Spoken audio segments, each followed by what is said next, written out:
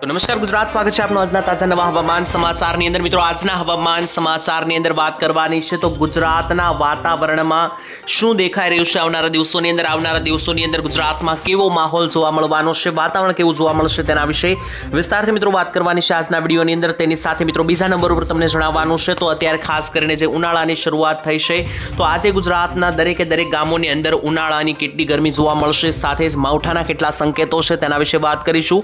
તેની સાથે મિત્રો બીજા નંબર ઉપર ખાસ કરીને એક મોટું વેસ્ટર્ન ડિસ્ટર્બન્સ પસાર થઈ રહ્યું છે, અત્યારે હાલ તમને જણાવી દઈએ, દેખાડી પણ દઈએ તો મિત્રો અહીંયા તમે જોઈ શકો કે આ ગુજરાતના ભાગ ઉપરથી અહીંયા ભારતના દરેકે દરેક વિસ્તારો ઉપર ઉત્તરીય ભારતના વિસ્તારોને ગુજરાતના ભાગો ઉપરથી એક મોટું વેસ્ટર્ન ડિસ્ટર્બન્સ પસાર થઈ રહ્યું છે। તો ખાસ કરીને મિત્રો બંને બાજુથી ગુજરાતનો ઘેરાવો થઈ રહ્યો છે।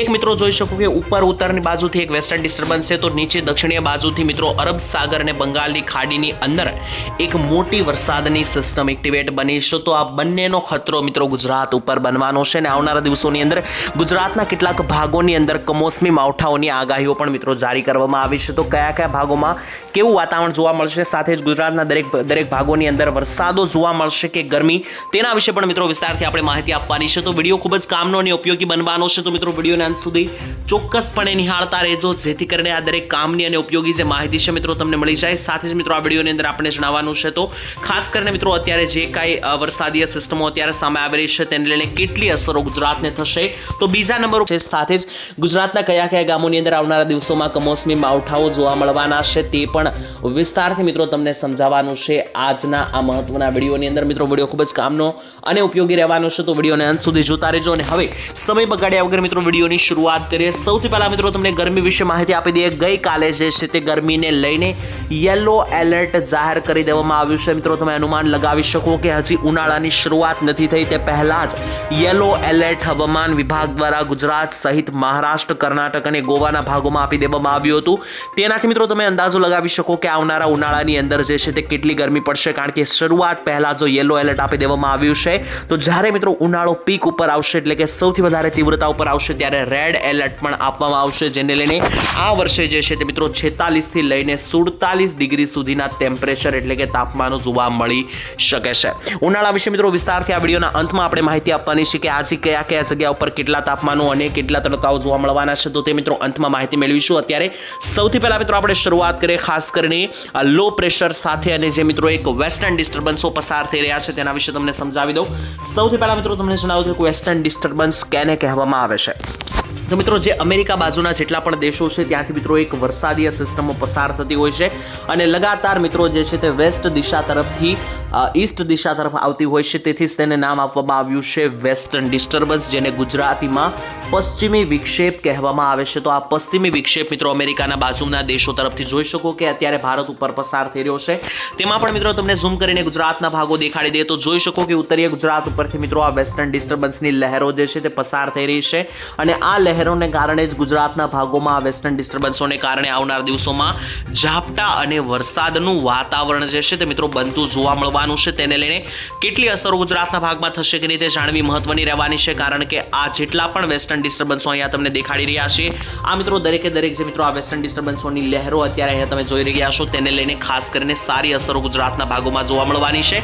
તો બીજી તરફ નીચે મિત્રો તમે જોઈ શકો કે બંગાળની ખાડીના ભાગો ઉપર પણ મિત્રો અત્યારે વરસાદની સિસ્ટમો બની ગઈ છે અરબ સાગરની અંદર, એટલે કે મિત્રો આ જે નીચેની આ બંગાળની ખાડીની સિસ્ટમો છે તે લગાતાર ઉપર તરફ જઈ રહી છે અને ઉપર આ બંગાળની ખાડીની ઉપર ઉત્તર ભારતની જે મિત્રો વેસ્ટર્ન ડિસ્ટર્બન્સની અસર છે તે ગુજરાત તરફ આગળ આવી રહી છે। આમ નીચે અને ઉપર બંને તરફથી મિત્રો કમોસમી માવઠાનું પ્રેશર જે છે તે ગુજરાત ઉપર વચ્ચેના ભાગો દરમિયાન બની રહ્યું છે। તેને લઈને મિત્રો કેટલાક ભાગોની અંદર કમોસમી ઝાપટાઓ પણ બની શકે, ખાસ કરીને જેટલા પણ ભાગોની અંદર વાદળોની પરિસ્થિતિ બનશે ત્યાં મિત્રો ખાસ કરીને વાદળછાયું વાતાવરણ, તો અમુક ભાગોની અંદર ઝાપટા અથવા તો માવઠાઓ પણ બની શકે।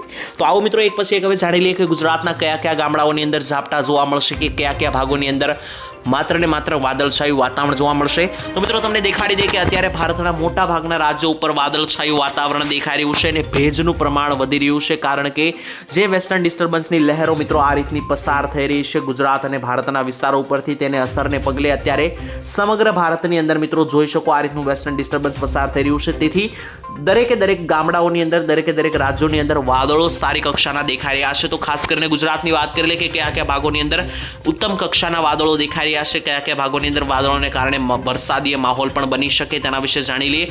સૌથી પહેલા મિત્રો વાત કરી લઈએ ગુજરાતના દરેક ભાગોની અંદર વાત કરવાની છે. મધ્ય ગુજરાતથી શરૂઆત કરીએ તો મધ્ય ગુજરાતના મોટા ભાગના વિસ્તારો ઉપર સારી કક્ષાના વાદળો મિત્રો અહીંયા પ્રસરી રહ્યા છે. આપ જોઈ શકો તેમાં પણ વાત કરીએ તો દાહોદના ભાગોથી લઈને ગોધરાના વિસ્તારો, તેની સાથે લુણાવાડાના વિસ્તારો, કપડવંજ, નડિયાદ, મહીસાગર, ખેડાના વિસ્તારો, તેની સાથે જણાવી દઈએ તો ડાકોર, બાલાસિનોર, તેની સાથે ધોળકાના વિસ્તારો, અમદાવાદ, વિરમગામ, ગાંધીનગર અને કડી સહિતના ભાગોની અંદર મધ્ય ગુજરાતના દરેક વિસ્તારો ઉપરથી જોઈ શકો મિત્રો ઘોર કાળા ડિબાંગ વાદળો પસાર થઈ રહ્યા છે. તો આ વાદળોને કારણે જ આ દરેક ભાગોની અંદર મિત્રો વાદળશાહી વાતાવરણ અથવા તો કમોસમી માવઠા પણ જોવા મળી શકે.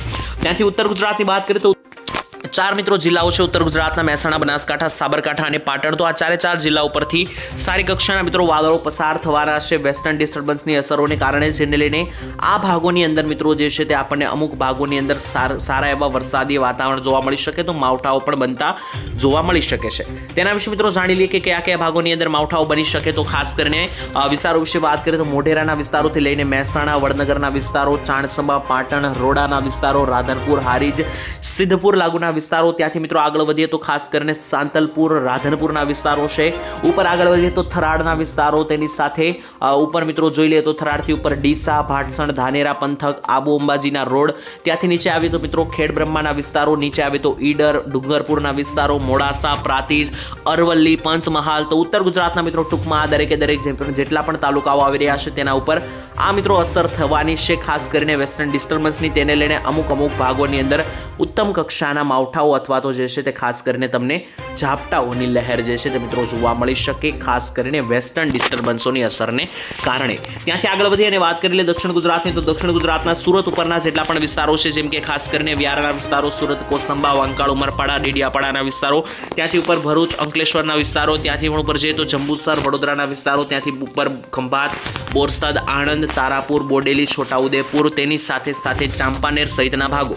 તો આ ટૂંકમાં મિત્રો જે ત્રિકોણાકાર પટ્ટો છે દક્ષિણીય ભારતનો, તો આ ત્રિકોણાકાર પટ્ટાની અંદર સમગ્ર ભાગોની અંદર મિત્રો ખાસ કરીને આપણને સારી કક્ષાના ઉત્તમ કક્ષાના જે છે તે ખાસ કરીને વાદળોની ગતિવિધિઓ જોવા મળવાની છે. તેને લઈને માવઠાઓ પણ અમુક ભાગોની અંદર જે છે તે બનતા તમને જોવા મળી શકે. ત્યાંથી આગળ મિત્રો હવે સૌરાષ્ટ્રની વાત કરીએ તો સૌરાષ્ટ્રના પણ મોટા ભાગના વિસ્તારો ઉપરથી ખાસ કરીને સારી કક્ષાના વાદળો પસાર થવાના છે. ટૂંકમાં મિત્રો જે વેસ્ટર્ન ડિસ્ટર્બન્સ પસાર થવાનું છે તેમાં મોટા ભાગના વિસ્તારો ઉપરથી વાદળો પસાર થશે. તેમાં જે પણ ભાગોની અંદર મિત્રો વધારે પ્રમાણમાં વધારે કક્ષાના ઉત્તમ વાદળો આવશે ત્યાં કમોસમી ઝાપટા અથવા માવઠા બની શકે. અંબાલાલ પટેલ દ્વારા પણ મિત્રો માહિતી આપવામાં આવી હતી કે માર્ચ મહિનાનું જે પ્રથમ અઠવાડિયું છે, એટલે કે 1 થી લઈને 6 માર્ચ દરમિયાન ગુજરાતના ભાગોમાં કમોસમી વરસાદની સિસ્ટમો બનશે, કારણ કે જે વેસ્ટર્ન ડિસ્ટર્બન્સ પસાર થઈ રહ્યું છે તે હેવી કક્ષાનું અને ઊંચા વાદળો બનાવવાનું છે. તેને લઈને મિત્રો સૌરાષ્ટ્રની અંદર પણ મોટા ભાગના જિલ્લાઓ વિશે વાત કરીએ તો જામનગર જિલ્લાથી લઈને મોરબી જિલ્લો, દ્વારકા, મોરબીથી નીચે મિત્રો આગળ વધીએ તો પોરબંદરના વિસ્તારો, તેની સાથે જુનાગઢ જિલ્લો, અમરેલી જિલ્લો, તેની સાથે રાજકોટ, સુરેન્દ્રનગર અને બોટાદ જિલ્લો. ટૂંકમાં મિત્રો સૌરાષ્ટ્રના દરેક જિલ્લા ઉપર રહેલા દરેક તાલુકાઓ અને દરેક ગામડા ઉપરથી સારી કક્ષાના વાદળો પસાર થશે, જેને લઈને તમને ગરમી અને ભેજનું વાતાવરણ પણ જોવા મળશે અને અમુક ભાગોની અંદર ઝાપટા પણ જોવા મળી જવાના છે. કચ્છની વાત કરીએ તો કચ્છના પણ મિત્રો તાલુકા વિશે વાત કરીએ તો રાપર, અડેસર, ગાંધીધામ, ભુજ, માંડવી, ભચાઉના વિસ્તારો, નલિયા, લખપત, ધોરાવીરા અને જખો પ્રદેશ લાગુના વિસ્તારો સુધી પણ મિત્રો ખાસ કરીને તમને વાદળાઓ જોવા મળશે અને અમુક ભાગોમાં માવઠાઓ પણ જોવા મળી શકે.